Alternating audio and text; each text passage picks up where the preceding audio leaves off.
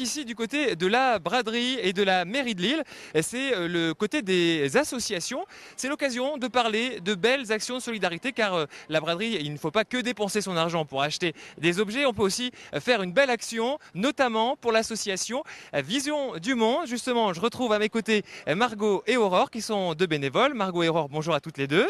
Bonjour. Alors merci d'être avec nous. Tout d'abord, on va demander d'abord à mademoiselle, est-ce que vous pouvez nous expliquer le principe de cette association Aurore? Alors donc Vision du Monde est une association de parrainage d'enfants.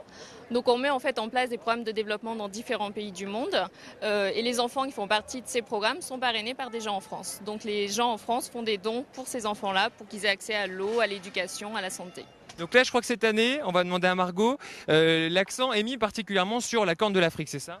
Oui, exactement, mais on essaye de parler aussi un petit peu du parrainage qui est possible de faire. Et pour ajouter, c'est vrai qu'en ce moment, on le sait, il y a une grosse famine en Afrique de l'Est, donc au Kenya, Somalie, Éthiopie. Et donc on a des programmes de parrainage là-bas sur place et on a besoin de dons pour faire face à cette famine, donc pour amener des aliments sur place, tout ce qui est acheminement de la nourriture, etc., qui demande un gros travail. Donc voilà, on récolte des dons à cette occasion également. Alors comment ça se passe depuis ce matin? Est-ce que ça fonctionne bien? Alors pour être honnête, pas tellement, mais voilà, on espère que cet après-midi et demain il y aura un peu plus de monde, que les gens seront là aussi, penseront aussi à faire des dons aux associations. Et pendant que certains profitent et flânent dans les rues du Grand Lille, et bien d'autres travaillent. Et nous avons à nos côtés Sébastien et Naïma qui vont travailler tout ce week-end d'ailleurs, je pense. Alors expliquez-nous, quelle est votre mission aujourd'hui ? Une mission de séduction, opération de communication également pour que la ville de Lille reste propre durant ce grand événement qu'est la braderie.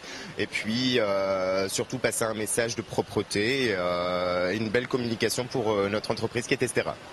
C'est pas trop compliqué de travailler alors que les autres profitent et flânent? Naïma, c'est pas trop dur? Non, du tout. En fait, c'est un plaisir quelque part parce qu'on communique avec pas mal de personnes. Donc les gens ont le sourire, ils sont très communicatifs, ils sont là pour faire la braderie. Et puis qui plus est, Estera nous permet aussi des horaires assez flexibles. Comme aujourd'hui, par exemple, pour moi et Sébastien. Donc on est en 8h, 14h. Et pour l'équipe de l'après-midi, 14h, 20h. Donc c'est parfait. Ça nous permet d'avoir toute l'après-midi pour faire la braderie. Et puis aussi ce soir pour faire la braderie. Concrètement, vous faites quoi? Vous ramassez ou vous incitez les gens à mettre dans vos petites poubelles mobiles? Alors, on ne ramasse pas et on n'incite pas. On attend simplement qu'effectivement la population nous remarque pour qu'ils puissent effectivement trouver un endroit où jeter leurs ordures, soit en poubelle ordures ménagères, soit en recyclable. Parce qu'en plus, on fait le tri sur la brocante. Ah ben ça, avec Estera, c'est obligatoire.